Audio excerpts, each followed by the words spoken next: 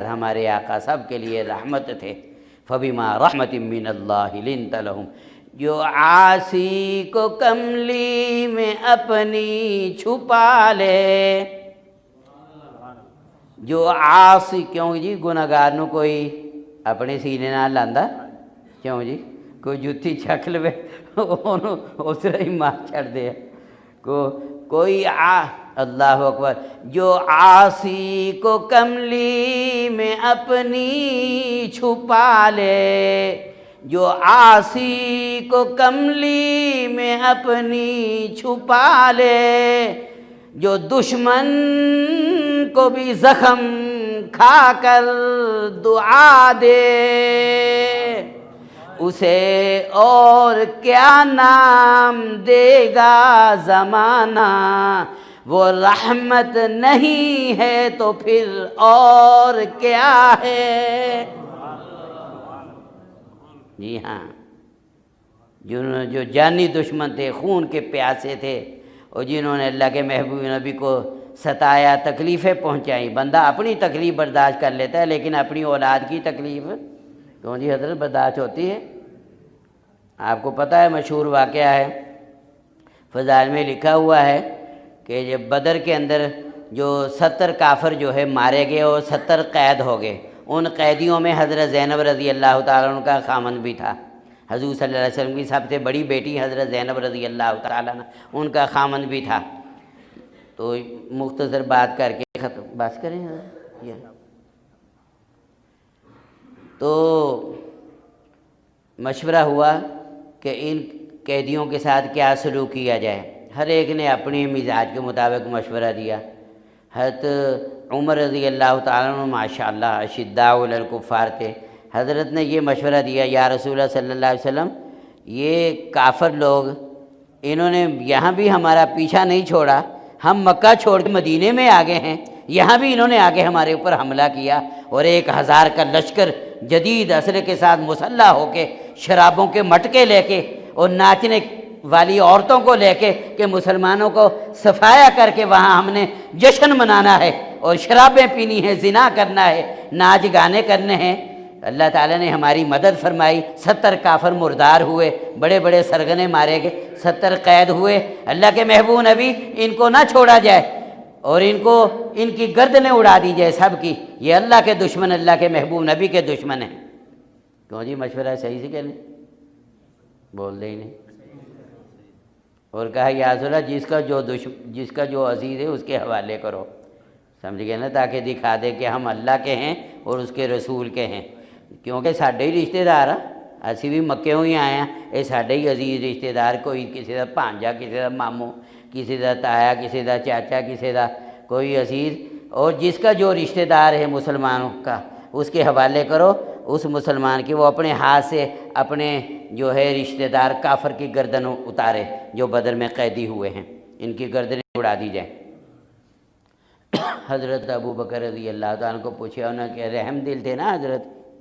انہوں نے کہا اللہ دے محبوب نبی، چلو انہوں نے کوئی فدیہ لے کے انہوں چھڑ دو، ان کے اوپر احسان ہوگا، ہو سکتا ایمان لے آئیں۔ تو میں نے عرض کیا نا، حضرت زینب رضی اللہ تعالیٰ عنہ حضور صلی اللہ علیہ وسلم کی بیٹی، وہ مکہ مکرمہ میں ہی تھی۔ اللہ کے محبوب نبی تو اکیلے ہی رات کو ہجرت کر کے مکہ مکرمہ چھوڑ کے صرف حضرت ابو بکر کو لے کے آپ جو ہے نکل آئے۔ تو حضرت زینب نے بھی اپنے خامند کی رہائی کے لیے فدیہ بھیجا، اور اس فدیے میں جو کچھ سامان بھیجا اس میں وہ ہار بھی تھا جو حضرت خدیجہ رضی اللہ تعالی عنہا نے اپنی بیٹی کو جو شادی کے وقت پہنایا تھا، وہ ہار بھی تھا۔ اللہ کے محبوب نبی وہ ہار دیکھ کے پہچان گئے، اور حضرت خدیجہ فوت ہو گئی تھی، آپ کو اپنی بیوی کی یاد تازہ آئی کہ جس نے جان مال سب کچھ قربان کیا، آپ کی آنکھوں میں آنسو آ گئے اور آپ دیدہ ہو گئے۔ صحابہ نے مشورہ کیا، یا رسول اللہ صلی اللہ علیہ وسلم، ان کو جو ہے نا حضرت زینب کے خامد کو بغیر فدیے کے ویسے ہی رہا کر دو، اس شرط کے اوپر کے مکہ مکرمہ میں جا کے آپ کی بیٹی کو مدینے میں بھیج دے۔ سمجھ گئے کہ نہیں؟ تو ایک آدمی کو ساتھ بھیج دیا، لیکن وہ جب وہ مکہ مکرمہ میں گئے قیدی واپس، حضرت زینب رضی اللہ تعالیٰ عنہ کو ان کے میاں نے اونٹنی کے اوپر سوار کیا اور جو ہے کہا کہ آپ مدینے چلے جائیں، تو معاہدہ ہوا ہے۔ تو جب وہ آنے لگی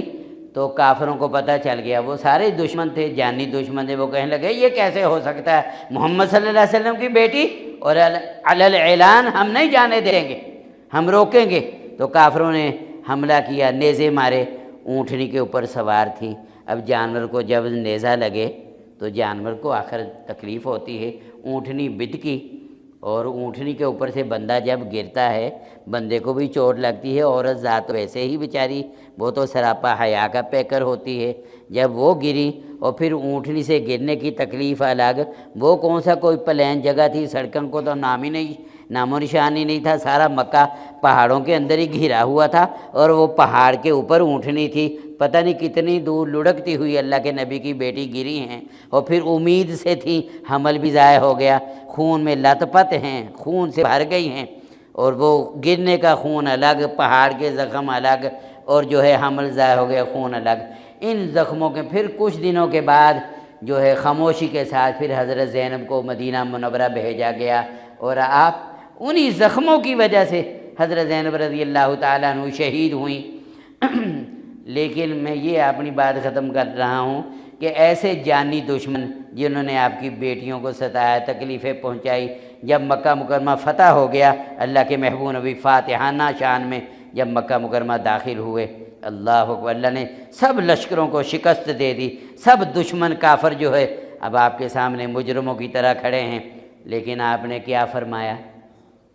بتاؤ؟ آپ نے ارشاد فرمایا، اللہ وہ معافی کے قابل تھے بھلا، جنہوں نے کتنی تکلیف حد کر دی تھی،